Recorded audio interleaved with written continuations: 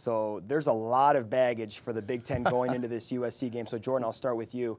I guess I almost just made the case for USC, but who are you picking in this game? Well, you know, I'm a fan of USC football. I think they, you know, whether some people think it may or may not be the cleanest program in the country, they run, I think, year after year, the best program in the country, whether they have a national championship or not.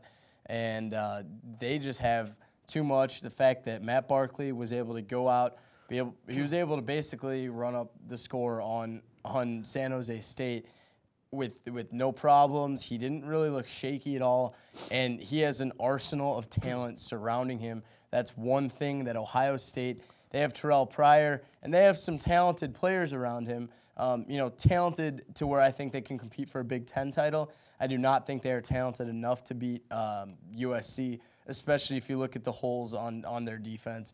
The losing Jenkins, losing Laurinaitis, Freeman, you know, the linebackers, I just think they lost too much, and they have a worse team than they did last year going into this game. USC has close to the same team besides their 3 linebackers and Mark Sanchez. But when you're at USC, you can just kind of throw the next man in, and that's another 4- or 5-star recruit waiting in the wings. USC takes it in the horseshoe.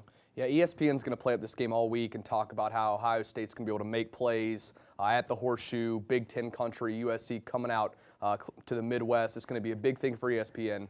No way. USC wins big. I'm thinking maybe three touchdowns, 24 points.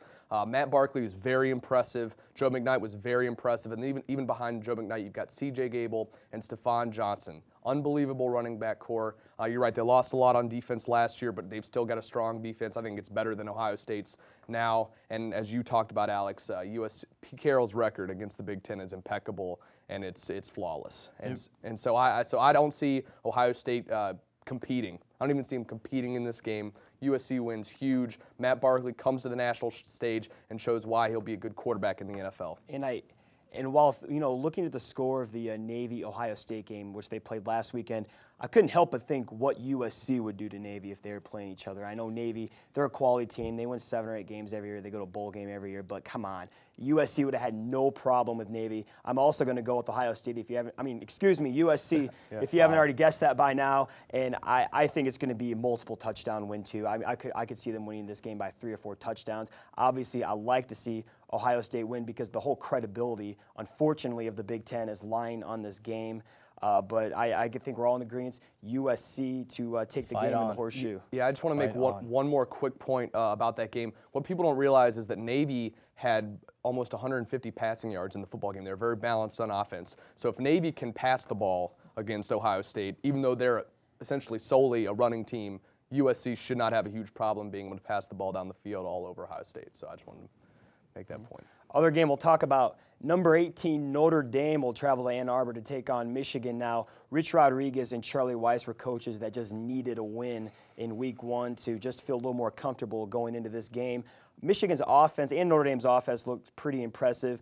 I don't know if I'm sold by the fact of Michigan's offense because it was Western Michigan that only had, I think, 2 defensive stars returning. But it was pretty impressive that they both were able to get big victories. So making this game look a little more appealing in the 2:30 time slot this Saturday on ABC. But, Mike, I'll start with you.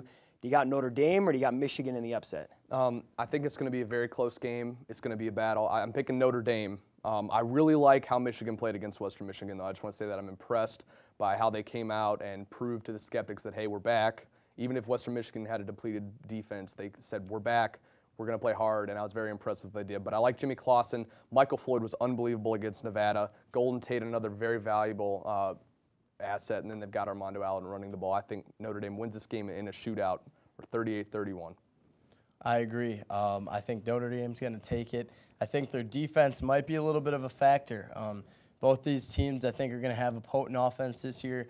And I don't think either defense is stellar. It'd almost be a Big 12 type of game, who can put up the most points and whose defense can make that extra stop they need to. I just think that Michigan's defense is a little too weak to handle what Notre Dame's bringing to the table. Notre Dame found some success towards the end of last season. A lot of the same guys returning. They kind of know that feeling, how to win, how to pull off, I don't know, a big win they had last year, but how to put up points. And this Michigan team's just kind of getting used to it. But they're fearless. They've got 2 freshmen starting at quarterback along with Nick Sheridan, who I believe is a sophomore. They're almost too naive, I think, to realize how important this game is to their program, which will help them. But I think Notre Dame, at the end of the game, will have the victory. Yeah, I like the experience in Notre Dame. That was something that both of you guys touched on. And I do think their defense will be better than Michigan's in the end. I actually think that Notre Dame will probably win this by maybe like 10 points, maybe 2 touchdowns. I like them to win this game, definitely. And the seat might get a little warmer for Rich Rod after that game. But let's talk about the game that we're all waiting for this one. Iowa State this weekend in Ames. Here's a stat that I don't like to read off, but I got to read it. Iowa's lost 4 of the last 5 in Jack Trice Stadium, and that's where we're going this Saturday. We'll all be in Ames for this one. Mike, I'll start with you. Who do you got in this game? What are your keys to the game? All right, I'll tell you what. Hawkeye fans and Cyclone fans alike, we're very intrigued and interested in why the Hawks played the way they did against UNI. But I like the Hawks in this one, and I like them 23-12. I'll tell you why. I think the defense is going to come out very strong. We're going to be prepared. And like I said earlier, talking about UNI, I think the reason we're going to play better against Iowa State is because we were tested early and we won a close game. You always love to make this point. We haven't given up a touchdown to Iowa State in 10 straight quarters.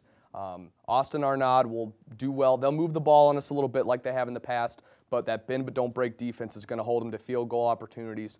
Maybe Grant Mahoney will make a few more than he did last year for the Cyclones. But I like the Hawks to win 23-12. The key for me is the defense. I think the offense will make plays when they have to. We're not going to see a great running game. NDSU did run the ball very well against Iowa State and pass the ball very well for that fact too. But I like the Hawks in this one because of the defense. I saw some highlights from the Iowa State game. It was a little concerning because they showed a lot of energy. They showed that they can move the ball. However, me and you were talking earlier, if North Dakota State doesn't fumble basically into the end zone, about to score, the face of that game changes and it goes down to the wire. I guess when you're watching the Paul Rhodes show and it's strictly Iowa State scoring highlights, the team will look good. But nonetheless, I think the Hawkeyes pull it out. Again, I have to agree with Mike. The defense is really what is going to kind of give the Hawks the edge in this game. Iowa State, they're gonna be able to move the ball, but they were able to move the ball last year. They just couldn't punch it in. I think they're gonna have similar problems this year. Couldn't come up with the score necessarily. Based basically on all of our predictions on last week's score. It's tough to predict, a score on this Hawkeye team.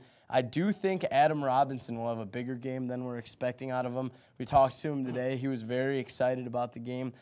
He went to Lincoln and Des Moines. He kind of knows he's right in the heart of that rivalry. He grew up in the heart of that rivalry. And I believe Iowa State's running back is Robinson as well. And our Robinson will be having the better game. And I think Ricky gets his act together in the first half for this game. Rights is wrong from last year's Iowa State game. I think Iowa takes this one. We'll have difficulty winning it. We're not going to blow them out, but I think we'll be able to squeak by, and Coach Ferentz can put one in the win column at Jack Trice. That's good. If he does win this weekend, it'll be his second career win at Jack Trice. I'll echo kind of what you guys were saying. I think it is going to be more of a defensive game, though. I wish I could say that I think the offense is going to come out and redeem themselves after last week, but traditionally this isn't a very high-scoring game. It's ugly, it's low-scoring, and it's usually fought in the trenches. And I think it's going to be a similar game this weekend at Jack Trice. I believe it's 7 out of the last 11 games, scored under 17 points, and I think you brought that up, Mike. So I think it is going to be low-scoring because I usually do think history is a pretty good indicator to at least determine that. But I just wish that we could go in there and make a statement and beat them by a couple of touchdowns, because part of me almost wants to believe that after last week, Iowa's just tired of hearing about all the stuff about UNI. They're mad at the fact that they got dropped out of the rankings and they're going and get a big win. I think they'll play better on offense, but I just don't envision them because Iowa State, they have usually more guys from Iowa on the roster. They understand the rivalry better, and I just think that it's going to be a close one. I'll say 24-14. As my score. I think Iowa State does score a couple of touchdowns, but I do think in the end the Iowa defense gets it done. And any certain players you guys want the viewers to watch for?